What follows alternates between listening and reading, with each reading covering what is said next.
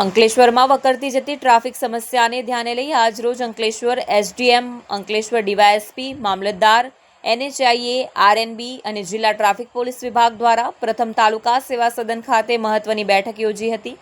જે બાદ તમામ અધિકારીઓ દ્વારા અંકલેશ્વર શહેરમાં ભારદારી વાહનો પર પ્રતિબંધ મૂકવા માટે જાહેરનામું પ્રસિદ્ધ કરવા માટે ચૌટા નાકા, પિરામણ નાકા, ઓએનજીસી ઓવરબ્રિજ સહિત સ્થળ ઉપર તપાસ કરી હતી. જ્યાં સૌથી વધુ ચૌટા નાકા પર ટ્રાફિક ભારણ જોવા મળ્યું હતું.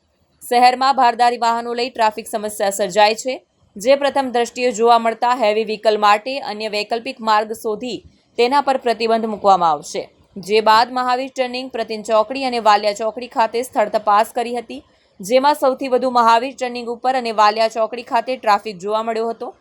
3 કલાક સુધી ચાલક આ કવાયતમાં હાઈવેમાં અને શહેરમાં ડાયવર્ઝન કઈ રીતે આપવું, ક્યાં વન વે માર્ક કરવો, ડિવાઈડર ક્યાં નાના કરવા, દબાણ દૂર કરવા માટે તેમજ વાહનો પર પ્રતિબંધ મૂકવા સહિત કન્ટેનર યાર્ડ ડેપોને લઈ કન્ટેનર માટે અલગ વ્યવસ્થા કરવા અંગે વિવિધ વિકલ્પની ચકાસણી કરવામાં આવી હતી.